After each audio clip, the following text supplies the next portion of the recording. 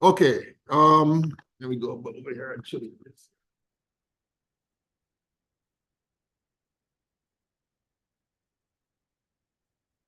Okay.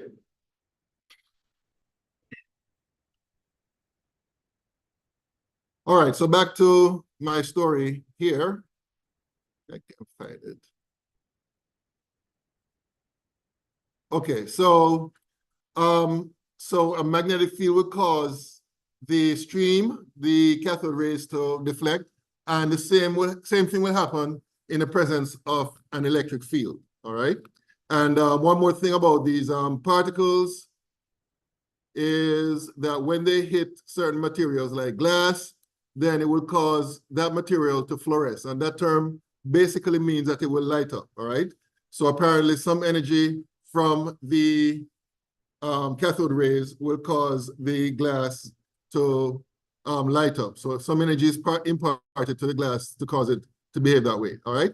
So once the cathode rays were discovered, as is always the case when some new phenomenon is discovered, that all the scientists will rush to try to play with it to see what they can discover about it so that they can write a paper or two and all that good stuff. So one guy, an English guy by the name of J.J. Thomson, he modified the experiment that I showed you earlier by adding a few things, and this is the result, right? This is just a diagram representing what he did. So you have the tube, the entire tube is evacuated, right? But there are some modifications here. Basically, as far as the cathode and anode that was referred to in the previous slides, same thing here. This is the cathode, right? Which is connected to the electricity source, but the other part of the circuit is connected to the anode, which is designed differently because what we have now is a slit in the anode, right? And there's a further piece here with a slit, and that is basically to narrow the beam of the cathode rays that is being produced by the cathode right here, right? Then the beam is led into this region here where we have two plates, which are basically cathodes and anodes of them by themselves, connected to this external circuit. So that provides an electric field, and we have two bar magnets here, which provides a magnetic field, right? So basically, what J.J. Thomson was doing was trying to see what the effect was on the stream of particles produced when it is allowed to pass through a region where you have a magnetic field and an electric field that you can monitor or control, all right? As I said before, these particles are negative in nature, negatively charged. So therefore, what will happen is that if you turn on the electric field, then the beam of particles will be attracted to the positive plate. So therefore, the beam will deflect this way. And if it does not deflect, well, it will not deflect, I should say, if the plates are not turned on, the beam will basically pass right through, all right? And also, we can make adjustments to the magnetic field, and that would also cause a deflecting effect on the stream of particles known as the cathode rays, right? And then you can measure the extent of deflection against a scale, which is provided right here. So this is basically J.J. Thomson's setup. No, I won't go through all the calculations that he went through, right? If you plan to do physics, or if you have done physics already, then this is something that you will learn about, or you may have gone through and learned about before. I won't go through all the mathematical steps. All I'm going to say that he discovered, based on this setup, what we call the mass-to-charge ratio of the particles, all right? And the mass-to-charge ratio that he discovered was this right here, minus 5.686 times 10 to the minus 12 kilograms per coulomb. And by the way, let me mention that the coulomb is a charge of, or I should say a unit of charge, all right? The metric unit of charge. So this is basically as a result of the design of this experiment and him carrying out the experiment, he came to the conclusion that this is the mass-to-charge ratio, right? So he did not determine the mass nor the charge. He could only, at this point, determine the mass-to-charge ratio. Okay, so let's continue. Now, the stream of particles we now call electrons, right? And Stoney is the first person who coined the term for these particles. So, of course, again, after this new discovery, again, people are rushing to make discoveries of their own based on that. And this guy by the name of Millikan, who was from Holland, he came up with his famous oil drop experiment. And this oil drop experiment, let me describe what it's all about. This is the setup right here. So we have this cylinder here. You have two plates. This is positive and this is negatively charged because they're, of course, connected to an external circuit. You have, in the positive plate, you have a very small hole, right? And through this hole, you can have some oil drops. So we have oil in this particular vessel right here. And as you can see, it's fitted with an apparatus which allows you to spray the oil onto the plate in very fine droplets. And therefore, the hole that is in this plate right here will only allow a drop each time to pass through. So that's what happens here. Now, as the drop is passing through this region right here, it is subject to an ionizing radiation. What that does basically is that it ionizes the drops by dropping electrons from it or licking or hitting electrons from it. So basically the resulting oil will be positively charged, all right? And you have a telescope here, which can allow you to observe what's happening to the oil drop.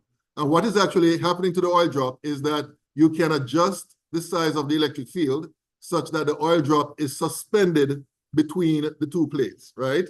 And based on the force of gravity, which pulls the oil drop down, and the force which allows the oil drop to be pulled up, the balancing of those forces will result in the oil drop remaining suspended between the two plates.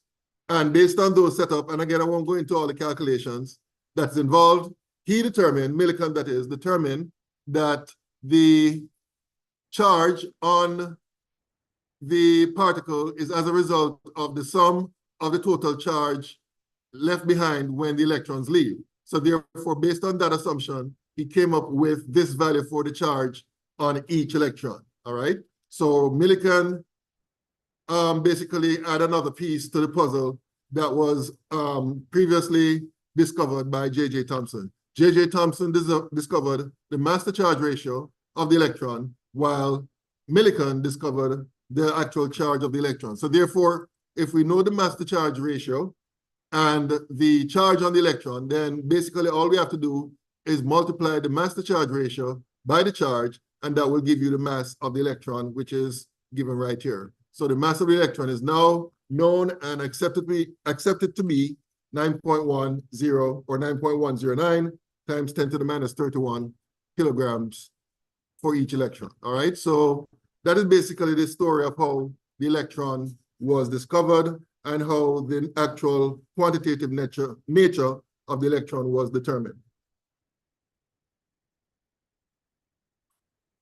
So J.J. Thomson, again, the same person who discovered the master charge ratio, after all the discovery that was made since his discovery, he came up with a model for the atom, right?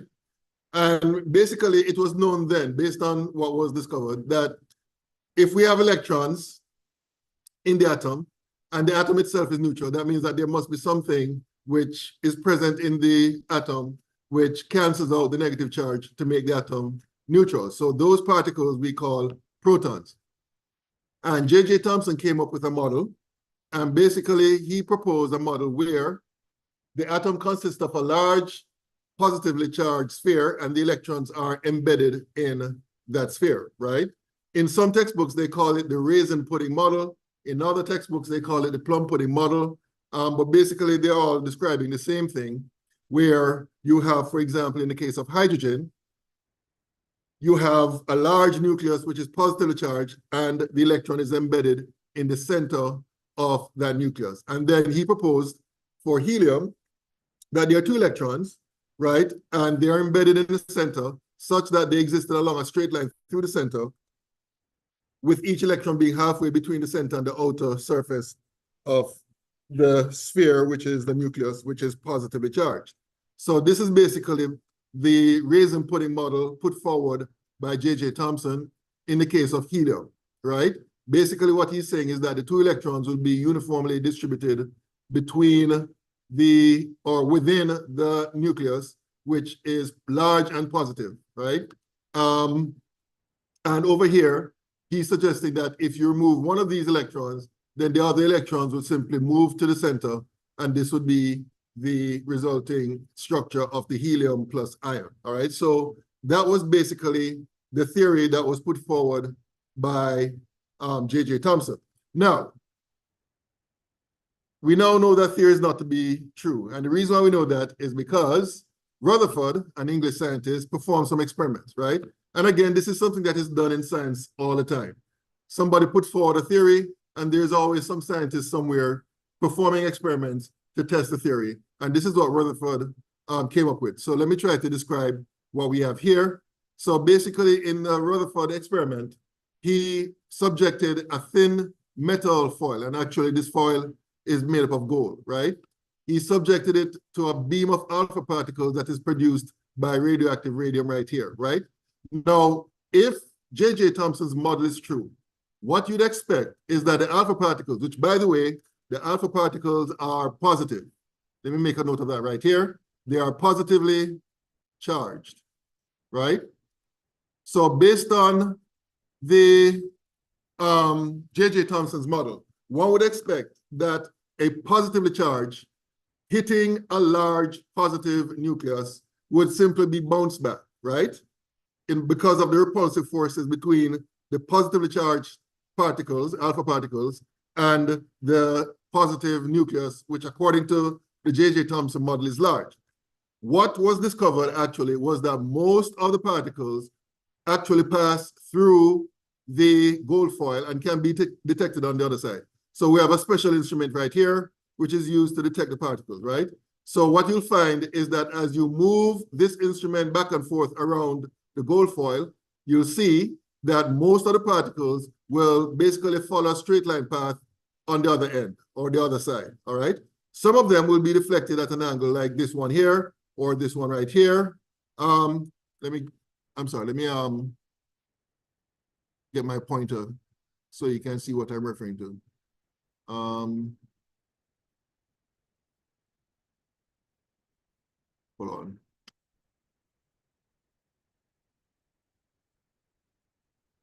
Okay, why is it saying?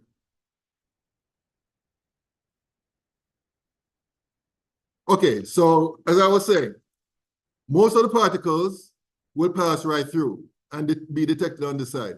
Some of them will be deflected like this, some of them will be deflected like that, and some of them will be turned around, like in this case right here. That was totally unexpected based on J.J. Thomson's model, right? J.J. Thomson's model will predict that most of the particles will be turned back as a result of repulsion, right? You would not expect most of the particles to pass through. So therefore, what this means is that the J.J. Thomson model is not correct, all right? So Rutherford's interpretation of his data is represented by this diagram right here. What Rutherford suggests is that, in fact, the structure of the atom is such that the nucleus is very small and dense, and surrounding it would be the electrons, while the protons will reside in a nucleus. And that makes sense in light of Rutherford's result, because if you look at this model here representing what Rutherford's interpretation is, you'll see that most of the particles would pass right through without encountering any particles whatsoever, right? Some particles, such as the particles following path number 4, will actually come in direct contact with the nucleus and be reversed in terms of the pathway, right? Some of them will be deflected, as in the case of the particles following path number 3. They will come in close proximity to the nucleus and then be deflected at an angle as shown here, right? But most of them, pathway 1, pathway 2, those particles, those pathways will basically go right through the atom, all right, without encountering the nucleus, because the nucleus basically occupies a very small space compared to the relative size of the atom, all right? So that's basically the result of Rutherford's experiment, and therefore we have come to the conclusion that in the structure of the atom, the bulk of the mass of the atom is concentrated in the middle, in the nucleus. That's where the protons are residing, and then surrounding it, spread out around the atom would be where the electrons are located, all right? So that's the Rutherford model. Now, another particle that I've not mentioned before, which was discovered subsequently about 2 decades later, is or are the neutrons, right? And the neutrons was discovered by a guy, another Englishman, by the name of James Chadwick. And I won't go through the details of his experiment. All I will say is that his discovery became necessary because what was found was that the mass of the protons and electrons did not add up to the mass of the atom. And it was known back then that there's some difference, and we need to account for that difference. And James Chadwick was the one who discovered the reason why there's that difference, and the difference is the presence of a third particle, which is known as the neutrons, which eluded discovery for a while because the neutrons have no charge, right? So they know that something was there, but they couldn't detect it up until when James Chadwick made his discovery, right? So now we know that there are 3 particles present in an atom. You have the protons, the neutrons, and electrons. The protons and neutrons are located in the nucleus, while the electrons are basically around the nucleus. Now, this led, the discovery of the protons, that is, led to the introduction of this term atomic number, which is by definition the number of protons present in the nucleus of an atom of an element, all right? So what I've just described is basically how these particles were discovered. Now, I want to talk about this particular technique known as mass spectrometry, which is used to measure, or I should say separate, positive gaseous ions according to their mass to charge ratios, which we talked about earlier. So this can be used to separate pretty much ions of any type. But in this case, we're going to look at a particular type of ion or ions from the element mercury. Now, what the mass spectrometer does, as I said before, is separate ions into their mass to charge ratios, and then it produces what is called a mass spectrum, which is a record of the separation. And the mass spectrum looks like this, where on the y-axis you have the relative number of atoms, and on the x-axis you have the mass to charge ratio. So in this particular case, which is, by the way, for mercury, right, the element mercury, you'll see that most of the mercury ions will have a mass to charge ratio of 202, right? And then you have some that are heavier, 204, some that are lighter, like in this case, you have 201, 200, 201, 200, and so on, right? So this is the mass spectrum of mercury. Now, the way this spectrum was obtained is according to this setup right here. So what we have is a situation where we vaporize the mercury and then we bombard it with electrons to form ions. And then those ions, those gaseous ions, are allowed into a region where you have a magnetic field. Now, the magnetic field will separate the ions according to their mass to charge ratio. The lighter ones will follow a pathway with a smaller radius of turn, and then the others will have larger radius or radii when they turn under the influence of the magnetic field, right? And then they're allowed to hit a photographic plate, which you see here. Now, this photographic plate is such that it will have a line representing each isotope or each isotope ion of mercury. And the one that's most intense would represent the most abundance, which I think is the 202 mass to charge ratio here. So therefore, this is basically the mass spectrum of the mercury vapor. And of course, there are more advanced instruments which actually can quantify it and basically plot a graph such as the one that I showed you on the previous slide. So that's basically a summary. It's a bit more complicated than this, but basically that's a summary of how the mass spectrometer works. And this instrument is used a whole lot, especially in chemistry, where for organic molecules, it does the same thing and provides a spectrum which would be a unique fingerprint for different molecules. And this is particularly used when it comes to analyzing drugs and also in crime labs where, you know, tissue and blood samples and so on are analyzed as well in pretty much the same way. Okay, so much for that. So let's talk about wave motion. What time is it, by the way? It's now 9:55. Okay, so let's talk about wave motion. Now, this is something that's very important because even though you might not see it now, there's actually a connection between the principles that we're going to learn here and the atomic structure, right? So it's very important that we understand the nature of the wave and certain properties of waves that we can quantify, all right? So I'm quite sure as a kid, you may have played with a piece of rope, which is attached to a fixed surface on one end and you holding the other end, and you move the rope up and down and it generates a wave, right? The wave is transmitted along the length of the wave, of the rope, all right? So that's called a waveform. And there are many situations in nature where a waveform exists. The two main ones I can think of right now are sound waves and electromagnetic waves in the form of radiation, right? So what we're going to learn about the waveform as illustrated by this rope will apply to those situations, right? So as said before, the wave motion is caused by displacement of a medium, and it is characterized by the height of the crest, which is the maximum point, or the depth of the trough, which is the minimum point of the wave. But there are some other properties as well, right, of the wave.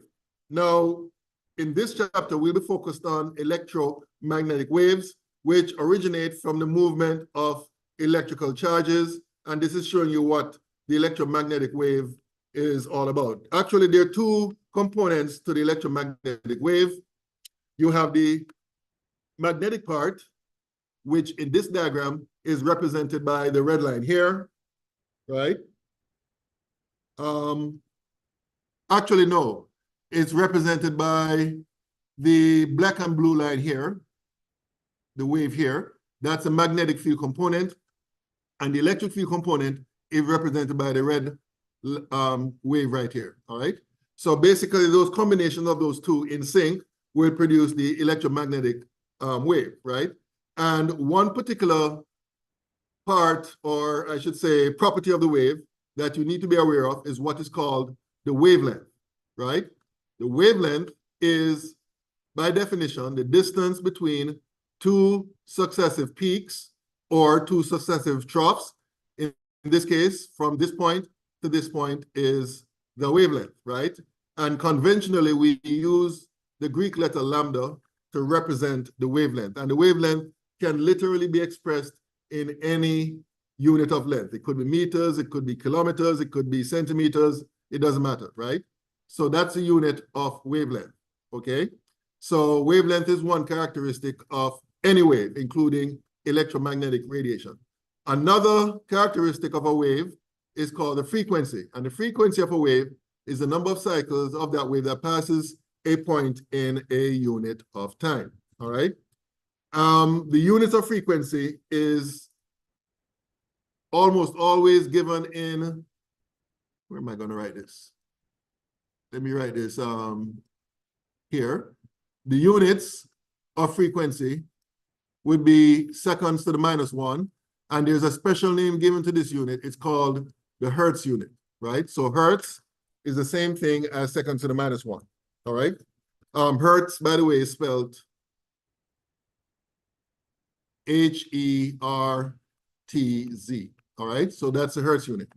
And then we have a third property of the wave, and that is known as the amplitude. And that is basically the distance from the line of no disturbance through the center of the peak of the wave, all right? So if you, let me go back to the previous slide.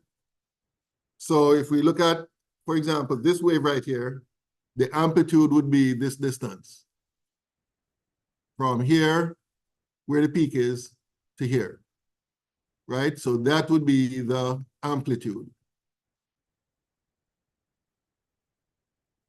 All right? So that's basically how we determine the amplitude. So those are the three properties associated with any waveform. Now, there's a relationship between the speed of the wave and the frequency, which is given by this equation here. And that is the frequency. Oh, by the way, before I forget, how could I forget? Okay, the unit, or I should say not the unit, but the symbol that is used to represent frequency is this symbol right here. Now, it looks like a V, but it's actually a Greek letter known as nu, all right? So nu is the frequency of the wave. that is used. That's a symbol. Now, in some textbooks, they actually, instead of using nu, they use the letter F, right, instead of nu. So you can use one or the other. It doesn't matter to me, all right? Okay, so going back to this now. So as I was saying, there's a relationship between the frequency and wavelength and the speed of the wave, and that is given by this equation right here. Nu times lambda is equal to the speed of the wave, right? And for electromagnetic radiation, for electromagnetic radiation, let me write this down here. For electromagnetic radiation, the speed is equal to 3.00 times 10 to the 8 meters per second, all right? That is true for all forms of radiation that we're going to meet shortly, right? So it doesn't matter what the radiation is, the speed of that radiation would be equal to 3.00 times 10 to the 8 meters per second. So what that means is that what distinguishes the different types of radiation would be their frequency and their wavelength, right? But when you multiply the frequency and the wavelength, the speed is always going to be equal to 3.00 times 10 to the 8 meters per second. So the next slide gives you the different forms of radiation in order of increasing wavelength, all right? Going from left to right. This is called the electromagnetic spectrum, right? It's basically a listing of all forms of radiation increasing order of wavelength or frequency. In this case, it's increasing order of wavelength going from left to right. So at the lower end here in terms of wavelength, we have gamma rays, then we have X-rays, then we have ultraviolet rays, and then there's a narrow band of radiation here, which is called the visible region. So what we're talking about here are the different colors of light, from violet, indigo, then blue, then green, then yellow, then orange, then red at the other end, all right? So that's basically the region which contains the visible part of the spectrum. Then we have after that infrared, then we have the different forms of radio waves, such as, we have microwave first, then we have, the other forms of radiation in the radio wave region, such as the radiation emitted by cellular phones, AM radio, FM radio, TV, and all that. And then up here, we have what is called the extra low frequency type of radiation, all right? And as you can see from the spectrum, our eyes are only sensitive to this small region here of the spectrum. So therefore, in order for us to detect the other types of radiation, we need instruments to help us out with that, all right? So as stated here, the electromagnetic spectrum is largely invisible to us human beings, all right? So as I said before, the speed of all forms of electromagnetic radiation is 3.00 times 10 to the 8 meters per second, right? That is true for any color of light. That is true for any radiation like ultraviolet, infrared, radio waves, etc. All right? So now that we have talked about the spectrum, I want to talk to you about the visible part of the spectrum. We can actually produce this using a setup similar to what we have here. So what we have here is a source of white light. White light basically is a mixture of all forms of visible radiation. All the different colors of light will make up white light. So that light beam is allowed to pass through the slit. It hits this prism, which is made up of something transparent like glass or plastic. And what this does is that it causes an effect known as refraction on the light. Refraction basically means that it bends the pathway of the light beam, all right? And what you'll find is that different colors of light which make up white light will have different levels of refraction, right? So the one that is refracted most would be the violet light, and the one that's refracted least would be the red light. So it's based on the differential between the levels of refraction that by the light beam emerges from the other end, then basically, and projected onto the screen here, then you're going to get the separation of the different colors of light, and that would be your visible part of the spectrum. And we call this a continuous spectrum because as you go from one color of light to the other, as you move down the spectrum, there's no clear line of demarcation between the different colors. So for example, you're going from yellow to green, you cannot basically find an exact line which differentiates the green color from the yellow color, and so on and so forth, right? So we call this the visible part of the spectrum, which is continuous. And the different colors of light corresponds to different wavelengths or frequencies.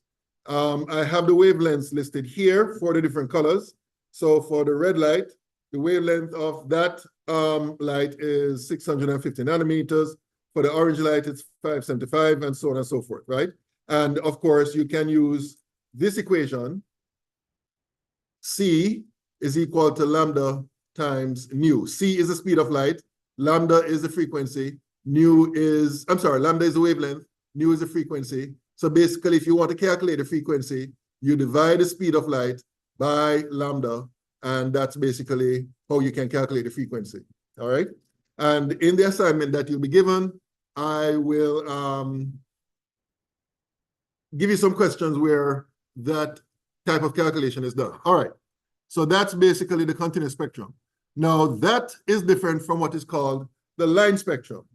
The line spectrum is where we have a type of light which, when subjected to the same experimental conditions as I showed you with the white light, it produces a line spectrum where you have lines of radiation shown and dark regions in between, all right?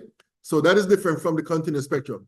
This type of spectrum is produced if you have a light source which consists of a particular element in a gaseous state under very low pressure in a tube which is subjected to an electrical discharge. In this particular case, we're talking about a hydrogen lamp.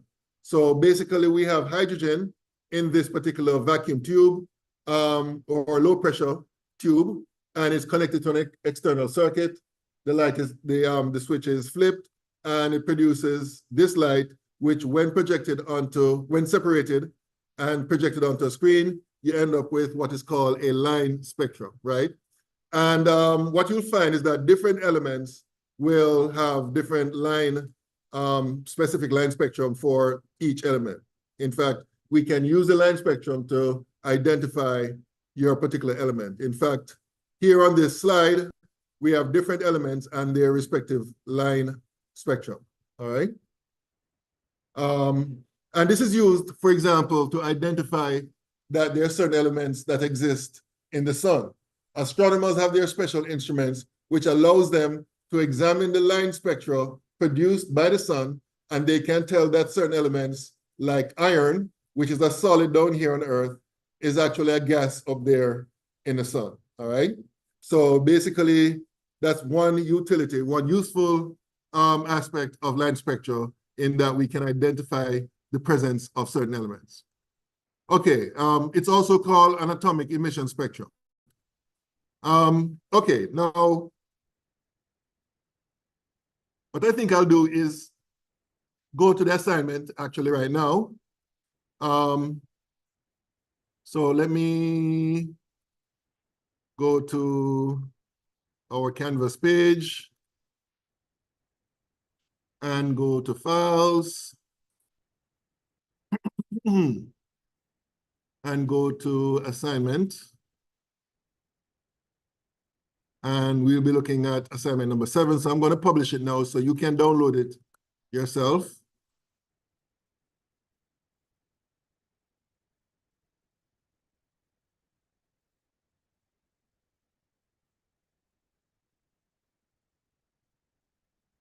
Okay. All right. So what I'm going to do is, let's see which questions we can do. Okay, I'm just going to stick to questions numbers 1 and 2. So question number 1 says, an FM radio station broadcasts at 95.5 megahertz. Calculate the wavelength of the corresponding radio wave. So the equation we're going to use in this case is C is equal to lambda times nu. What we're trying to find is lambda, which is equal to C over nu. So in this particular case, lambda is going to be C, which is 3.00 times 10 to the 8 meters per second divided by nu. Now, nu is a frequency which is given as 95.5 megahertz. Now, remember, in this equation here, the frequency must be expressed in hertz. So what we need to do is convert megahertz to hertz, which means that we have to multiply by, down here, we're going to have 1 megahertz, and mega means 1 million, so 10 to the 6 hertz would be at the top, right? So the megahertz unit will cancel out. The hertz unit will cancel out with 1/2. So basically, you'll be ending up with your meter unit as your final unit in the final answer. So let me do this calculation here. 3 times 10 to the 8 divided by 95.5 times 10 to the 6. And according to my calculations, this works out to be equal to 3.14 meters. And that's how that is done. All right? Okay, any questions about this?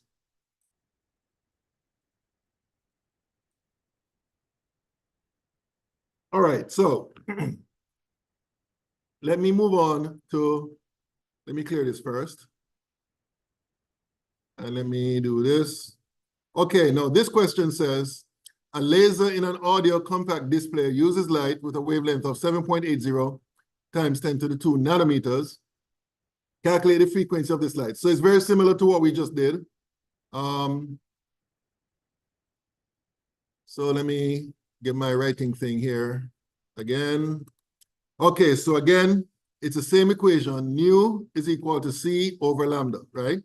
So in this case, C again is 3.00 times 10 to the 8 meters per second divided by the wavelength, which is 7.80 times 10 to the 2 nanometers, right?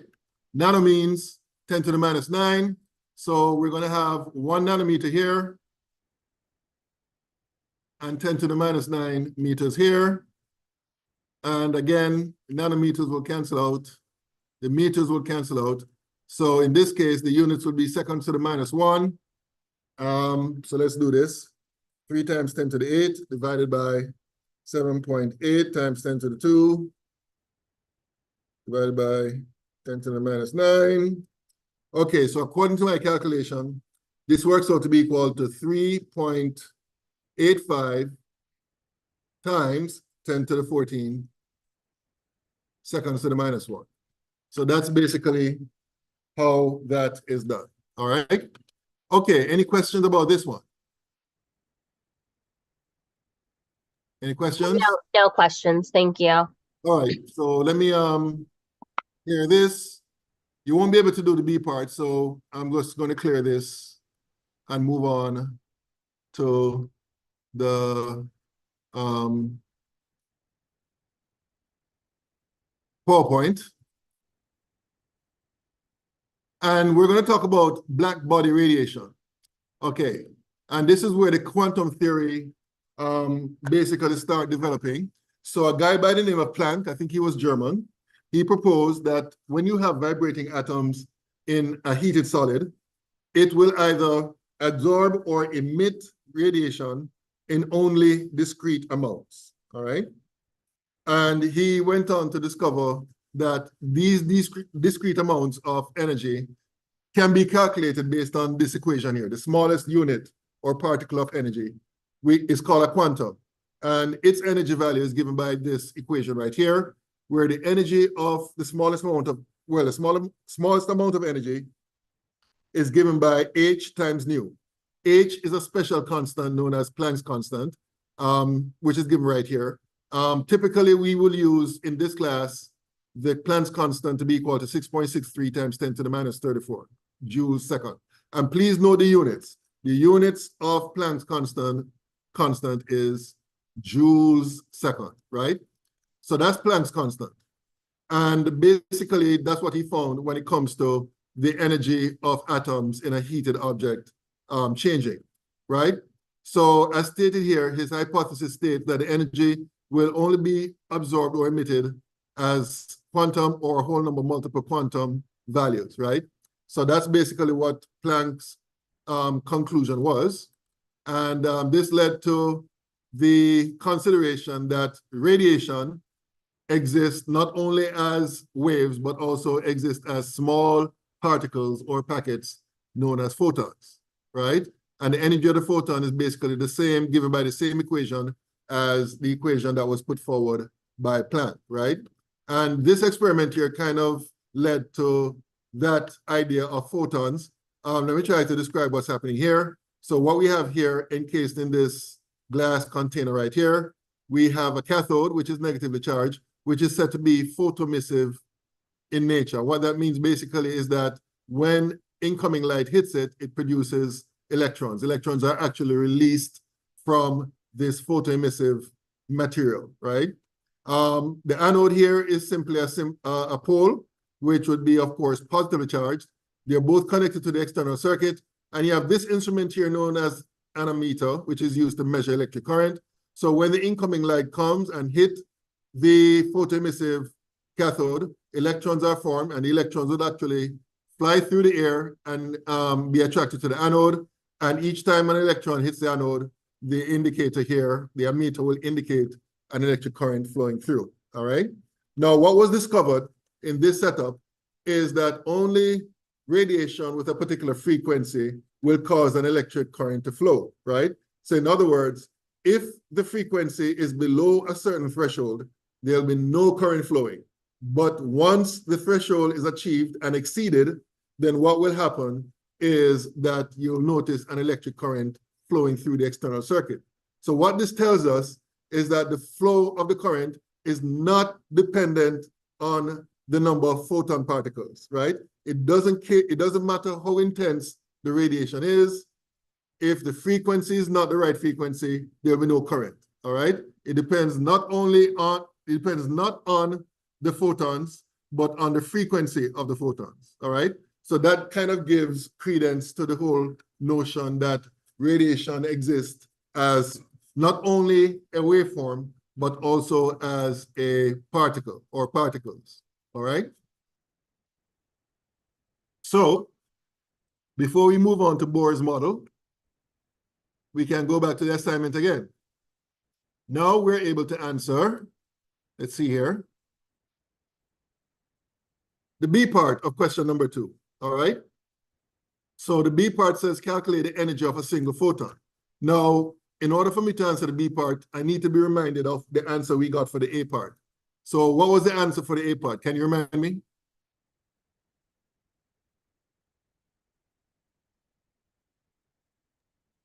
Uh, 3.85 times 10 to the 14 seconds. How do you say that? Second negative 1? Yeah, okay, good. Okay, so that was the frequency. Thank you.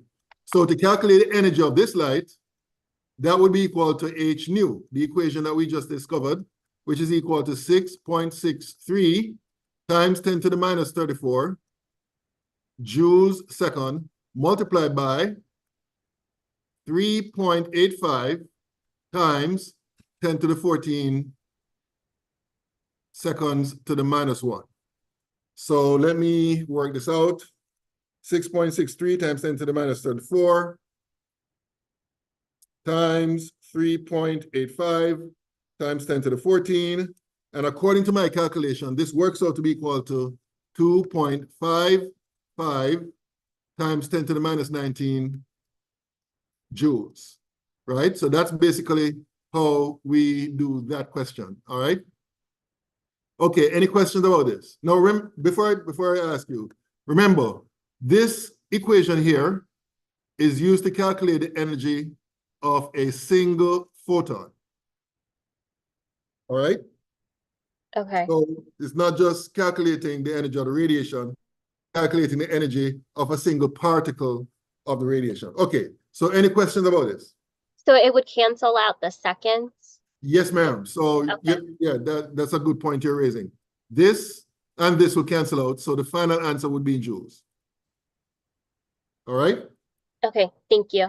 Okay, so let's clear this, and let's see if there are any more questions you can answer.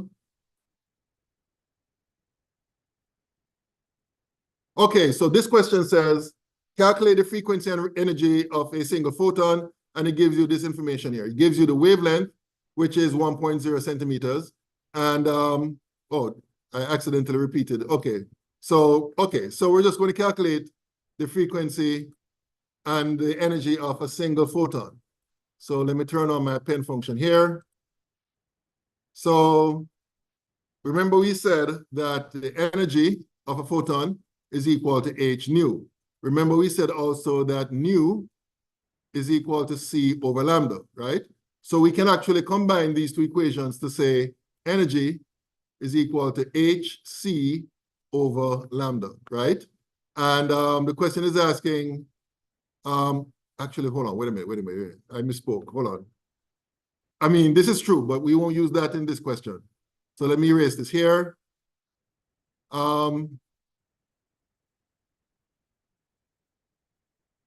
Okay, so the question is asking for you to calculate the energy. So let's calculate the energy first. The energy is equal to 6.63 times 10 to the minus 34 joules second multiplied by the, hold on, wait a minute. You know what? Let me calculate the frequency first, not the energy. So the frequency is equal to c over lambda, which is equal to 3.00 times 10 to the 8 meters per second divided by lambda. Now, lambda is given as 1.0 centimeters. What we have to do is convert it to meters because we have meters here, right? So 1 centimeter is equal to 10 to the minus 2 meters, right? So the centimeter units will go, the meters unit will go. So your final unit will be expressed as seconds to the minus 1. So it's going to be 3 times 10 to the 8 divided by 1 times 10 to the minus 2. And according to my calculation, this works out to 3.0 times 10 to the 10 seconds to the minus 1. All right, so that would be the frequency. And then to calculate the energy, that would be 6.63 times 10 to the minus 34 joules second multiplied by the frequency that we just calculated, which is 3.0 times 10 to the 10 seconds to the minus 1. The second units will cancel out. So your final answer will be expressed in joules. So that's 6.63 times 10 to the minus 34 times 3 times 10 to the 10. And according to my calculations, when rounded out to 2 sig figs, that will give 2.0 times 10 to the minus 23 joules. And that would be the answer. All right? Okay. Any questions about part A? No, thank you. All right. Now, this question is asking, what is the energy of an Avogadro's number of these photons, right? Now, remember, Avogadro's number is 6.02 times 10 to the 23, right? So what we're going to do is take this number here, which is the energy of one photon.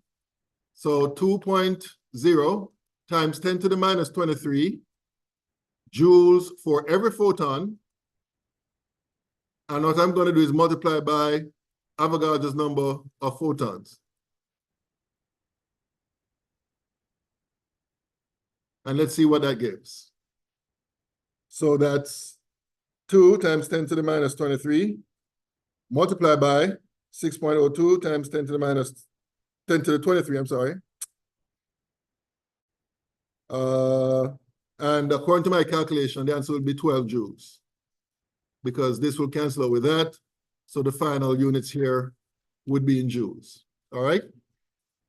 Okay. Any questions about this one? No, thank you. All right. And I take it it's okay for me to clear this, right? Yes. Okay. Let me scroll down. All right. So let's see if you can do this one based on what we have just looked at a while ago. So this question says, the primary visible emissions from mercury occur at 404.7 and 435.8 nanometers. So the question is asking, firstly, to calculate the frequencies of these emissions. So how would you go about doing this?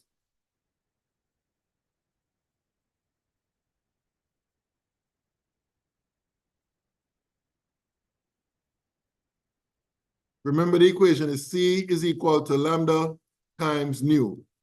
That's the equation that relates the frequency to the wavelength. So based on that equation, how would you calculate the frequencies of these two emission lines?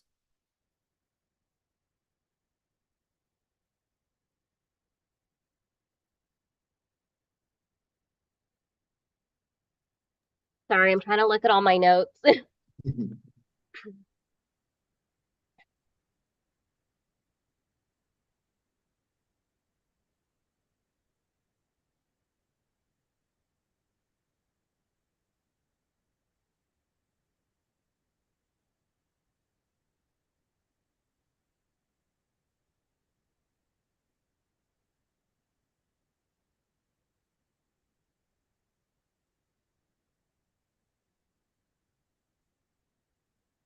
I'm not sure. I guess the two numbers is throwing me off.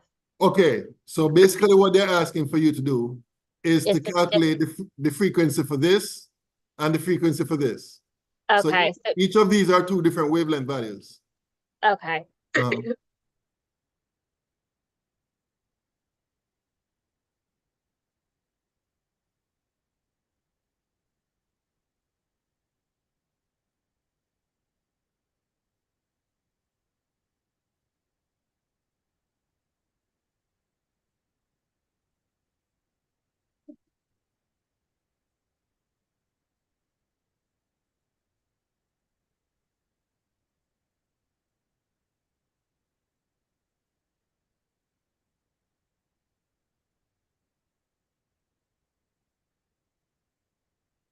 So would it be like 3.0 times 10 to the 18 and then divide by those numbers? Okay, so let's deal with 404.7 nanometers, right? So Yeah, you're saying divide 3.00 times 10 to the 8 meters per second divided by the 404.7. 404.7 nanometers. All right. But there's one more thing you need to do or include in order to solve this. And that's because you have a nanometer unit here and you have You a have meter to unit. convert it to meters. Okay, so how do we convert from You would, nanometers to meters? you will multiply by 10 to the negative 9 meters top, and then at the bottom, 1 nanometer. Okay, very good. So that's basically it as far as the setup is concerned. The nanometers will cancel out, the meters will cancel out, so you'll be left with seconds to the minus 1. So let's see what that gives. 3 times 10 to the 8 divided by 407, I'm sorry, 404.7 times 10 to the minus 9. And the answer I got is 7.41 times 10 to the minus, I'm sorry, 10 to the 14. All right? And basically you do the same calculation for the other wavelength of 435.8 nanometers, right? Same calculation. The only difference is that you're going to put the wavelength there. All right? Okay, and then the B part is asking for you to calculate the energy of a single photon for each wavelength, right? So the formula you're going to use is, right? And therefore, what are you going to do with that formula?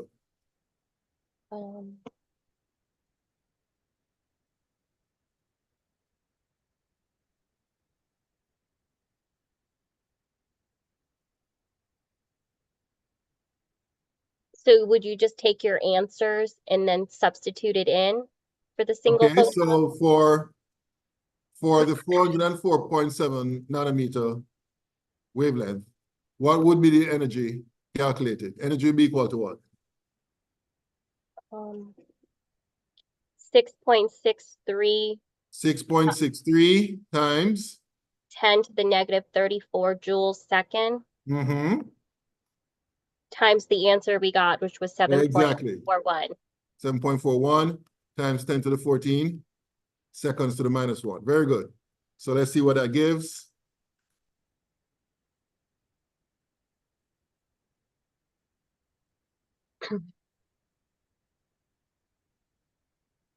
Okay, so according to my calculations, this works out to equal to 4.91.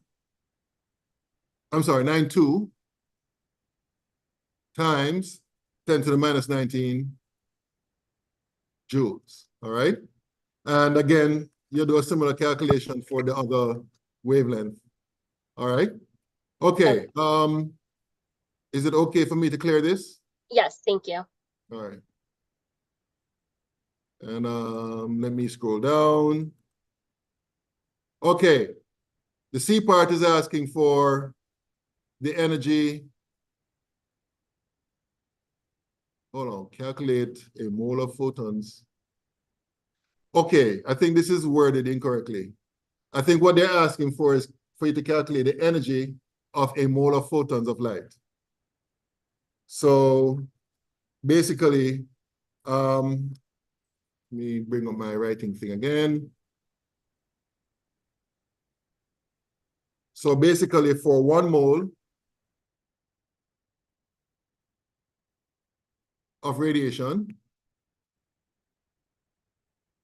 right? You have to calculate the energy. Calculate energy, right?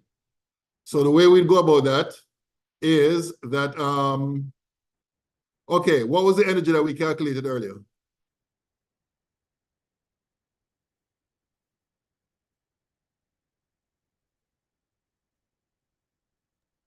For the 404.7, right? Yeah, Was 4.92 times 10 to the negative 19 joules. okay, all right. So that would be the joules for every photon, for 1 photon, right? And basically what we do is multiply that by Avogadro's number, 6.02 times 10 to the 23 photons in 1 mole of photons, right? Okay, yeah. So this will cancel with that. So let's see what that gives. 4.92 times 10 to the minus 19 multiplied by 6.02 times 10 to the 23. And when rounded out to 3 sig figs, I got 2.96 times 10 to the 5 joules per mole of photons. All right? Okay. So that's basically how the C part is done. All right. Let me clear this. And let me do this. And let me scroll down. Okay. So, all right, we won't be able to do number 5 right now because we have to talk about Bohr's model. So let's move on to that discussion.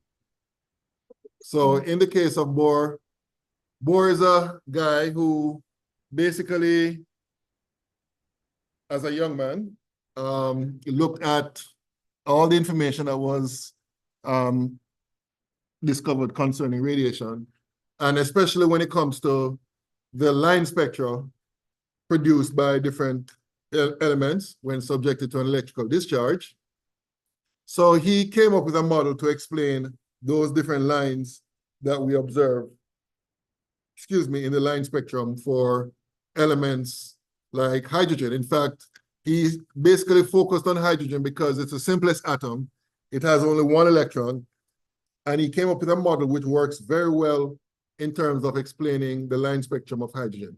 And basically what he proposed, well, what he discovered firstly, was that the electron energy in hydrogen is quantized, which means that basically the electron energy can only have certain fixed values, okay? So he came up with an idea that, okay, what happens is that the electrons in the hydrogen atom basically exist within certain energy levels, right? So you have one energy level, which is the lowest, and then there's another energy level, which is higher than the lowest. So therefore, the electron will gain only a certain amount of energy to be promoted from the lower energy level to the higher energy level.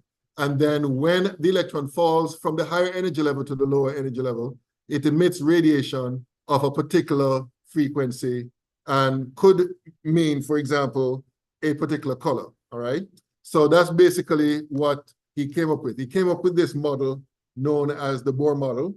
And basically what he proposed was that the electrons exist within orbits circling the nucleus, kind of similar to the planets surrounding the sun, right? So therefore, what he designated, the first orbit, he called it the n=1 orbit. The second orbit is the n=2, and so on. And the energy of the orbit increases as you go from the lower to the higher, right? So the n=1 would be the lowest, n=2 would be the higher, and then so on and so forth. And then what he was suggesting, as I said before, is that an electron in a lower orbit can absorb energy of a specific value to be promoted to a higher orbit. So for example, you can have an electron promoted from n=1 to n=2, or from n=1 to n=3, and so on and so forth. You can also have, simultaneously, electrons falling from higher orbits to lower orbits, as shown by these lines right here, right? So when you have electrons being promoted to higher orbits, we say that, we call that electron excitation.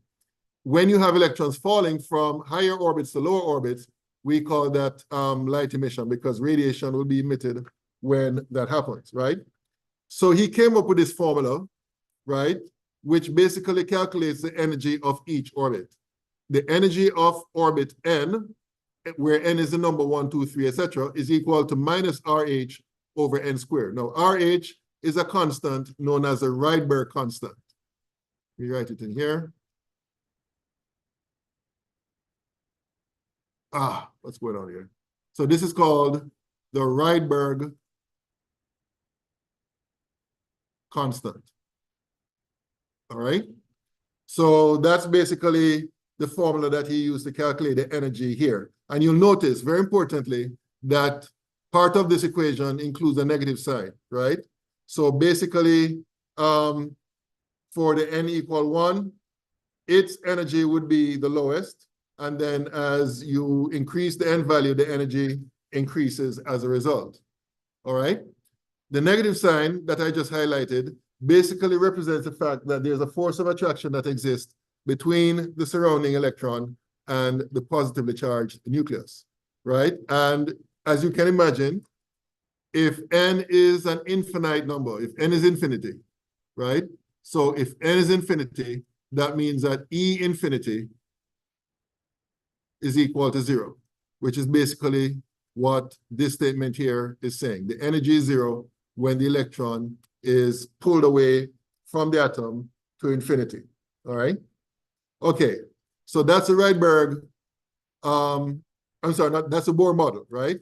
So this is how the Bohr model explains the line spectrum in terms of the equation that he proposed. So basically, let's say you have an electron in energy level I for initial, and the electron is promoted to energy level NF, right? So basically, the difference in energy between the two energy levels, and I see that this part here is cut off. Let me do this here on the screen. Okay, so basically, when you find the difference between this and this, the final energy and the initial energy, you end up with this equation right here, right?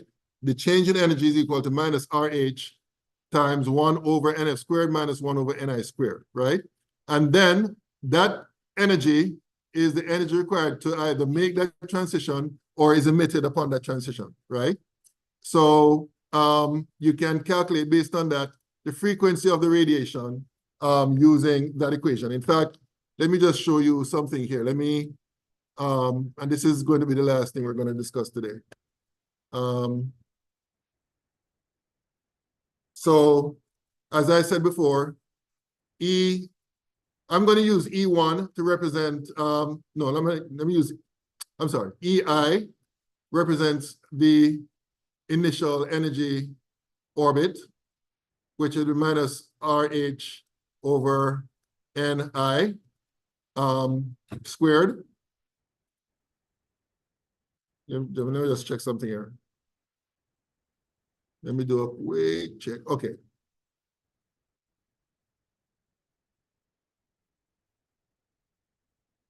Oh, what's going on? Oh, Okay. And E final, EF, will be equal to minus RH over NF squared, right? So delta E will be equal to E final minus E initial, which will be equal to minus RH over N final squared minus RH over N initial squared.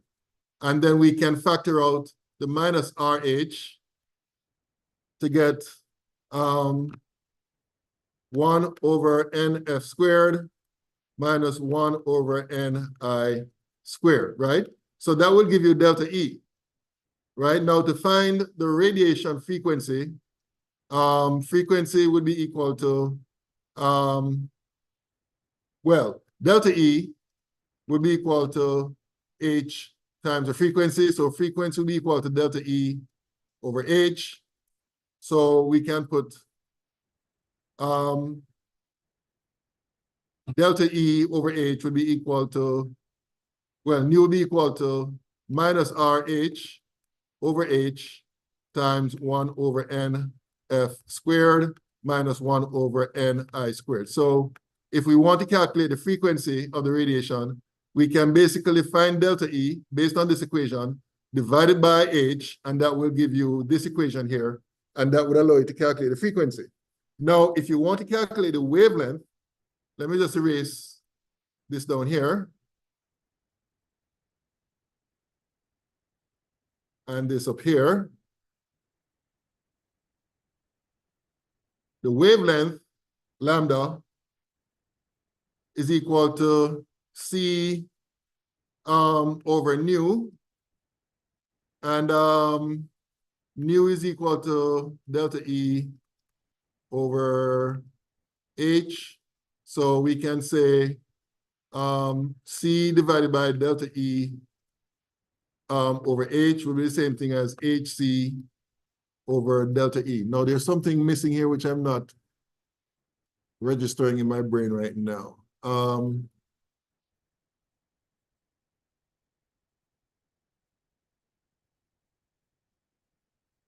Tell you what, let me leave this for now, and next time when we get together, I'm just going to continue from here, all right? Okay, so pretty much that's it for today, unless there are any questions. There's no questions about today. I know I missed Tuesday. Is there any way you can publish the last of the videos for module 6? Yeah, I can do that. I'll do that as soon as I'm finished here today. Okay, and then you put the due date for that assignment for tomorrow? Yes. Okay, and then we have spring break next week, right? Yes, so we won't be back until week after next. Okay, so do you want us to do anything? Just start working on this homework? Well, basically do the completion of the exercise that we did today. Okay. And we'll continue from there because you can't do anything much else based on what we have covered. Okay. All right, thank you. All right, take care. All right, bye. Bye.